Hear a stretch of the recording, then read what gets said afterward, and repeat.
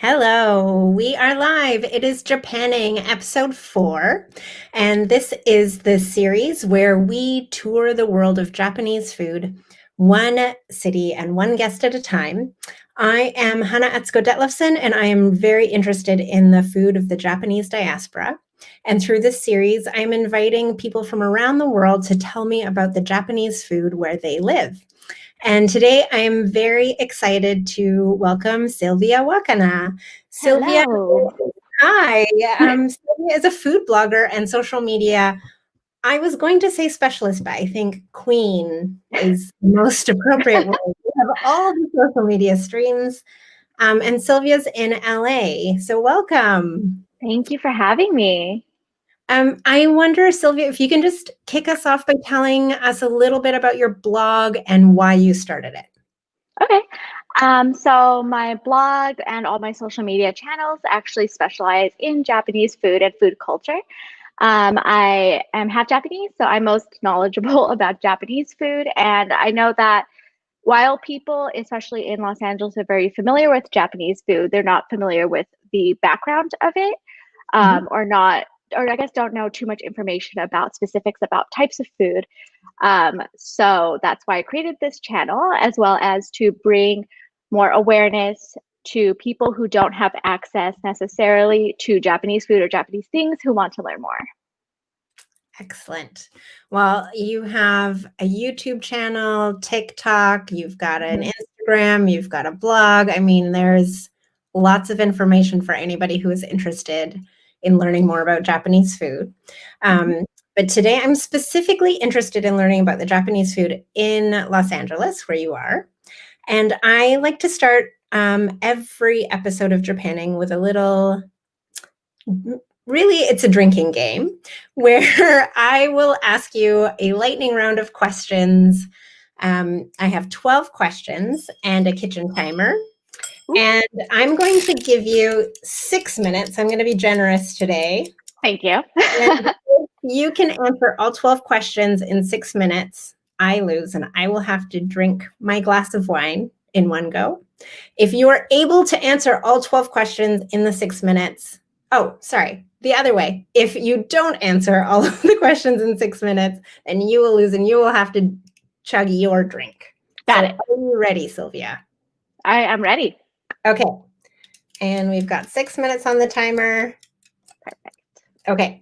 Number 1, where were you born? I was born in Torrance, California, which is in Los Angeles. And where did you grow up? I also grew up in Torrance. And how long, then I guess, how long have you lived in LA? I've lived in Southern California my whole life. I do go back and forth between Japan, but I've lived in Southern California my whole life. I went to college in Orange County and then I bounced around LA and I've been back in Torrance for like about 5 years. Okay. And what is your family's connection to Japan? My mom is Japanese and she's the only one from her family here in the States, which is why I'm still really connected with my family in Japan. Okay. And how do you describe your Japanese identity to other people? Um, I guess I always think of myself as hafu, which is half Japanese, half something else. I am half white American, Mhm. Slovenian American specifically. But I do see myself as leaning more Japanese. And you use the word hafu. Mhm. Great. Number 6, what are the Japanese foods from your childhood that you crave or get nostalgic for? Probably the number one is onigiri. I like Yeah. loved eating onigiri growing up. I'm sure like most Japanese kids did. But that I think is my number one most like nostalgic food. Excellent answer. Number 7, what did you take to school in your obento box or lunchbox? Ooh, I got a big variety actually. Even though my mom is from Japan and moved here when she was an adult, um, she cooked a huge variety of food at home. It wasn't just Japanese food. Yeah. So sometimes I would get like onigiri or like typical bento stuff, and sometimes I would get sandwiches or like Lunchables. So it was very, very mixed for me. Okay. Number 8, if I were to travel to LA as a tourist with no prior knowledge of the food scene there, What would be the top 3 most common Japanese dishes I would encounter? Ramen, Mm-hmm. sushi, Mm-hmm. and probably karaage. Okay. Mm-hmm. Oh, we're doing well for time. We've Oh, got good. okay, great. So then number 9. Okay, ramen, sushi, karaage. Mm-hmm. Number 9. If you were to take me to eat out in LA, what would be the 3 Japanese dishes you would want me to eat? I would take you to a Japanese bakery. I love Japanese baked goods and breads, and I think that a lot of people have that. So I usually am like, go to a Japanese bakery. I also would take you actually probably to get ramen, because we have a lot of really good authentic style ramen here, and a lot of places elsewhere don't have that option. Yeah. And the last one is I would probably do either sushi or there's this place I always recommend called Wadatsumi, and they have like sashimi donburis and stuff, and it's very fresh and good. I really want to go. Sashimi don't sounds amazing. Okay, number 10. If you were to cook a Japanese meal for me at your home, what would you make for me? Especially with the season, I would probably make what would I make? Buta no kakuni. Ah, Yeah. which is like a simmered pork dish for Yes, people. pork belly. Okay, number 11. You're doing very well for time. Good. So, what do you think makes LA's Japanese food unique or different from Japanese food in Japan or anywhere else? I think what makes it really different is I guess, the variety. So, we have a huge variety of Japanese food because we have a very big Japanese population well as a very big Japanese American population and people that just like Japanese food who aren't Japanese. So you get a really big spectrum of Yeah. types of food. Okay. And number 12, I think you're going to win this. Is there one Wow. dish that you think represents LA's Japanese food? California roll, because this is debatable. However, Yeah. people here say that we invented the California roll in Little Tokyo.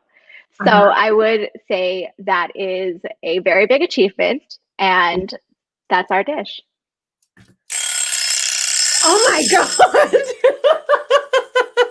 That was perfect timing. Oh my goodness. That's amazing. So I Wow. Giri giri say.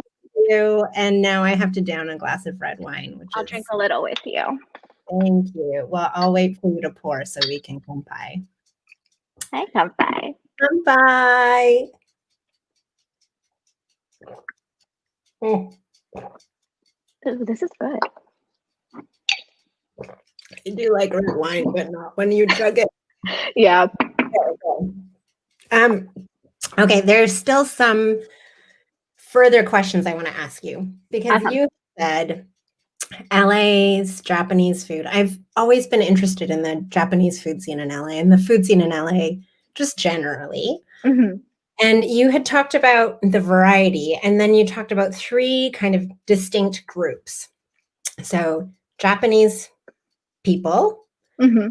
Japanese American people, and then people who like Japanese food. Yeah. I wonder if you can tell me a little bit about the Japanese population in LA and how that influences the food that you can get there. For sure. So just as some background information, the place that I live specifically, but also LA in general, has the highest Japanese population in the United States after Honolulu. And Honolulu, if you've been there, is like so freaking Japanese. But because of that, we have almost everything here that you could basically get in Japan. Maybe some things are not as good, but I mean, you basically have everything. We have huge Japanese markets, and everywhere, like within walking distance for me, or even within like maybe 3 miles, there's like 4 for me or something. Like there's a lot. Yeah, so it's very easy to or easily accessible to get Japanese food and Japanese groceries. Yeah. So in Torrance specifically, there is a lot of very good traditional Japanese food that tastes very Japanese because there's a lot of people straight from Japan here. Yeah. Because we have the headquarters for Honda, we used to have Toyota, we have like Sojirushi and a bunch of Japanese companies. Yeah. So if you want like authentic Japanese food that's very traditional, the best place to get it is in Torrance, not like Little Tokyo, which is what a lot of people expect. Mhm. But yeah, we have everything from traditional okonomiyaki to traditional sushi to traditional Japanese katsu, Yeah. um, basically everything. Yeah. Um, yeah, It's delicious. very good. Very good. I feel very lucky to have these options. Wow. And you could get away with like going to restaurants and speaking Japanese, like people speak Japanese to you. So Yeah. you have that option. And then there's, I guess, the second, or do you have any questions about that, or should I just go into the second group? Well, I just want to hear all of it. Go for it. Okay. So the next group is Japanese Americans.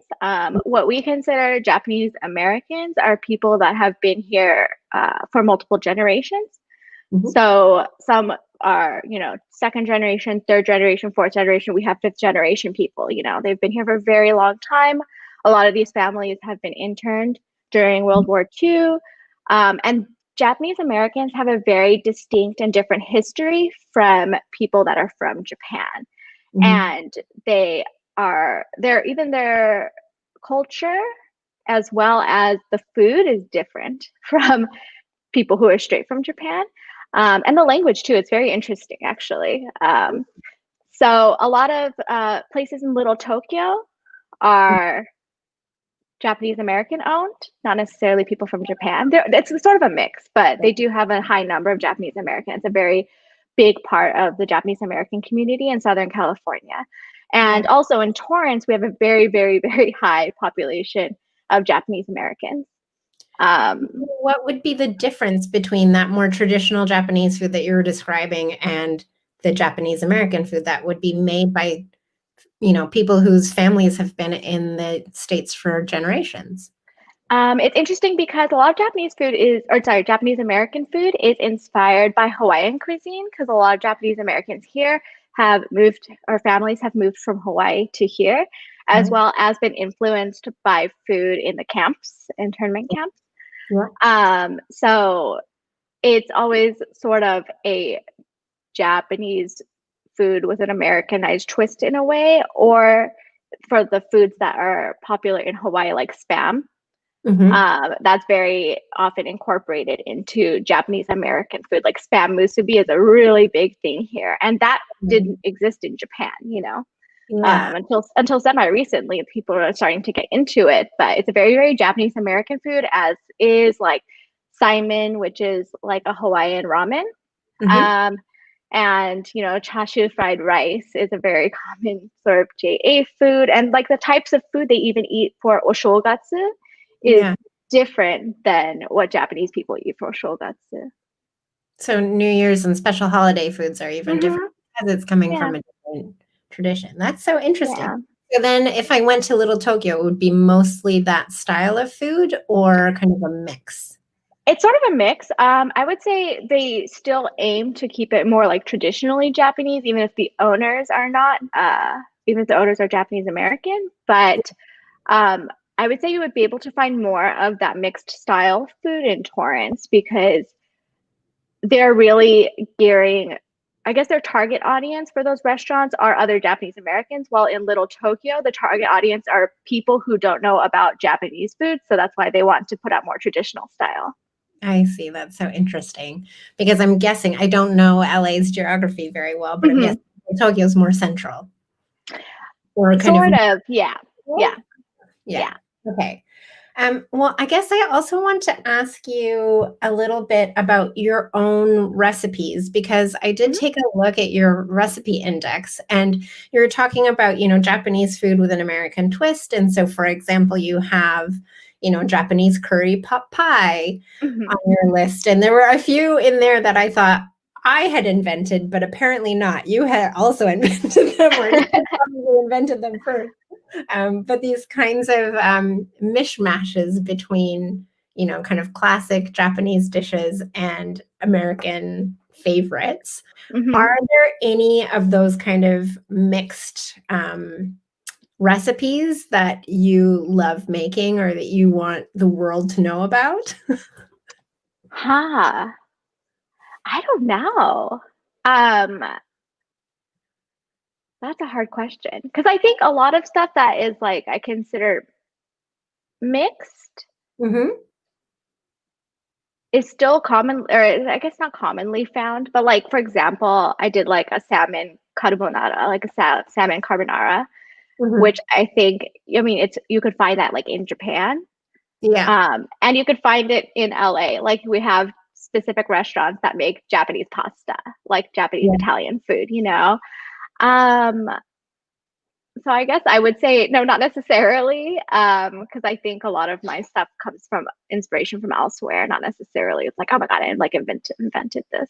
Okay. Okay. I did see strawberry pokey ice cream, which I'm Oh my now gosh, really want to make. that I made up, and it was so good. I was so shocked. Yeah, it's just a milk and honey based ice cream, and you crush up poke and put it in, but it is so delicious. Highly I, recommend. I absolutely like strawberry pokey is one of my childhood Right? nostalgic flavors. And yeah, I'm not even a huge ice cream fan, but if you gave me strawberry pokey ice cream, I definitely would be into that for sure. It's very good.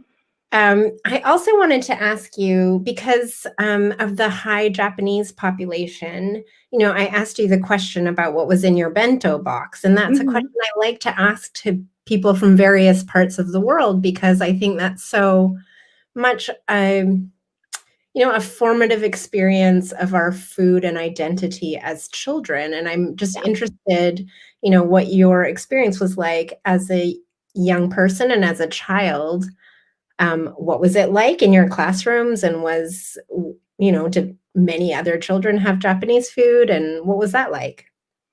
Yeah. So I feel lucky in the sense that where I grew up, I'm considered very normal.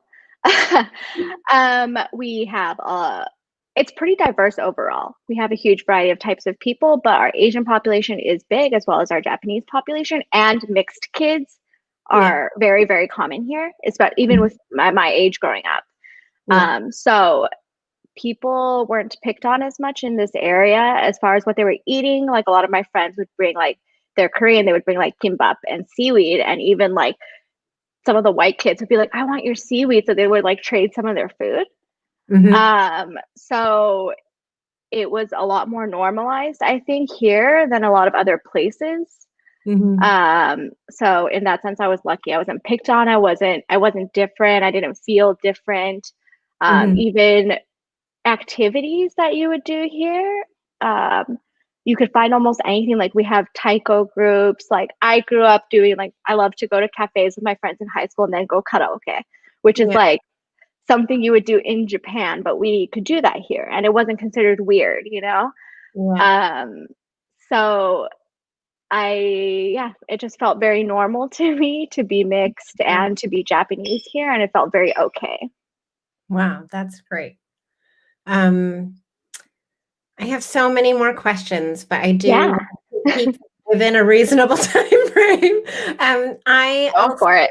interested because you had said the places that you would take me to eat are a bakery, they're like really traditional ramen, and then you mentioned a restaurant. So I have eaten traditional ramen. So I want to hear Mhm. about the bakery and the restaurant that you would take me to in LA.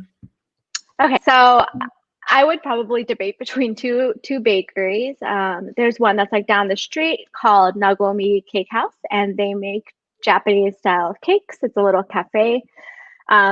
It's my favorite Japanese cake bakery in Los Angeles. I think it tastes just like Japan. They have Yeah. Christmas cake and all that fun stuff. They do seasonal items, which is a huge thing in Japan. Like Japan loves doing seasonal foods. And Yeah. so a lot of the restaurants here or cafes do seasonal items as well, But which I are really they like. making seasonal items that are seasonal to California? Yes, Yeah. sort of. So some of them are seasonal. I mean, I would say yes. Yeah. Yeah. Okay. They Okay. would. That's one bakery, the cake bakery. What's the other Yeah. one? The other bakery is more of like a pun or just like a regular bread bakery. Mhm. They're in the OC, but they're called Okayama Kobo, and they do like all like the cute breads, like the ampan. They also have like mentaiko French, bread, which is very good. And like Wow. cream pan and like kare pan and stuff like that. So that's more traditional, but they're my favorite overall, probably Japanese bakery in the area. It also tastes very Japanese, like from Japan, and even the vibe of the cafe feels similar to Japan as well. Hmm. That Yeah. that is something that's actually quite hard to find outside of Japan is Japanese Right. bakeries. And there Mm-hmm. are a few here in London, and it's always such a treat when I get to go to them. Okay, and what is the you named a restaurant. Can you tell me more Yes. about Yeah. So it's called Wadatsumi. I love it. And it's very popular in Torrance. They have a it? location in Beverly Hills as well, but it's very popular within like Japanese people. But I always recommend it because it's very, very good quality fish and good Mhm. rice, but it's like super affordable. Wow, great. Yeah, This is what I so which is love. why I This really love is it, this. right?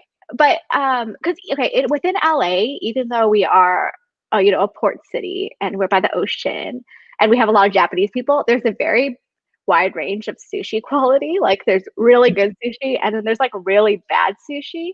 Yeah, But the price range also is pretty big. Like if you want good sushi, it's hard to find really good sushi at a really good price. yeah, Still, I don't know why, but Wadatsumi gives you really good fish quality for a really affordable price. So yeah, in that sense, it's more like Japan, where you yeah, can go and pay $10 for a full set meal for lunch, and then yeah. it's like really good still.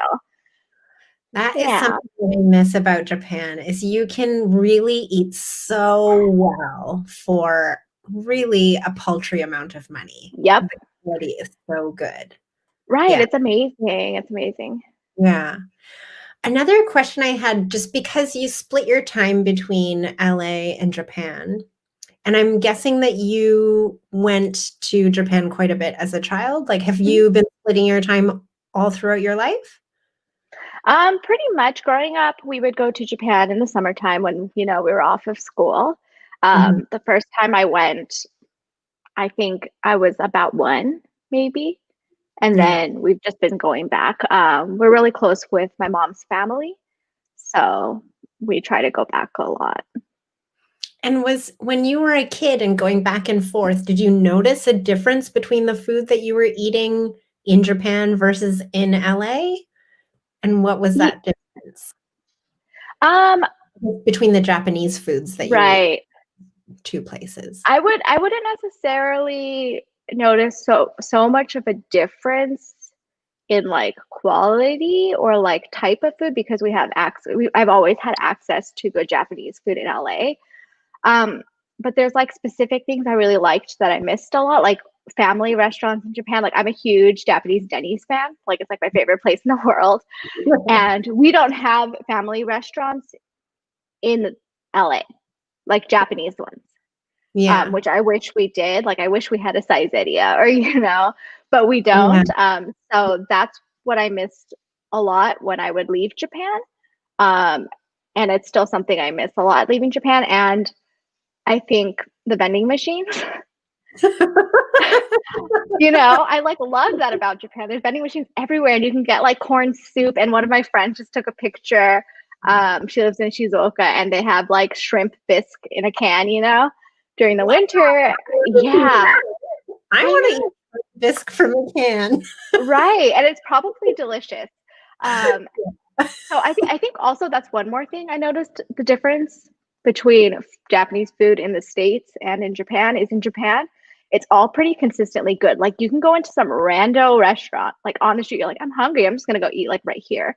And it's probably gonna be pretty good. Yeah. But in the States, it's like sort of a crapshoot. Like you're not sure if it's gonna be good. You sort of have to look it up. Yeah, Yeah. you have to do your homework a little bit first. Yeah. Yeah, that's something that I do love about Japan. Yeah. Okay, Sylvia, I have one final question for you that I ask to everyone that I interview, and that is, if I could give you $1,000,000 or, unlimited funds, and you could travel anywhere in the world except for Japan to eat the Japanese food there, where would you go and why? Oh, um, this is so hard. I think I would go eat Japanese food in Slovenia, which sounds really random, but I'm half Slovenian and Uh-huh. I've never eaten Japanese food in Slovenia. I've had Japanese food like at other places. Like my other option, I would be like, I'm gonna go to Hawaii because I know their Japanese food is delicious, and they have a Yeah. huge variety, so it would make me very happy. But I would like to go to Slovenia and see what their Japanese food scene is like because I have no idea, and I actually don't know why. I've never asked anyone there, like family or friends and stuff. But Well, maybe yeah, there's a chance now. yeah, We can get connected with a Japanese restaurant in Slovenia. If I ever yeah, do one of these interviews in Slovenia, I will let you know, and we can find out a little bit more about Japanese food there. yeah. Um, Thank you so much, Sylvia. I'm so happy to hear more about Japanese food in LA and just to get to know you a little bit more. And just thank you so much for your time and for your willingness to share your story. Of course, thank you so much for having me. It was so fun. Oh, well, um, I will post about this and hopefully share it, and lots of people can learn a little bit more and get your recommendations for LA so that when we're able to travel again, Waratsumi will have lots of business. Thank you. All right. Take care. Thank you so much. Bye. Bye.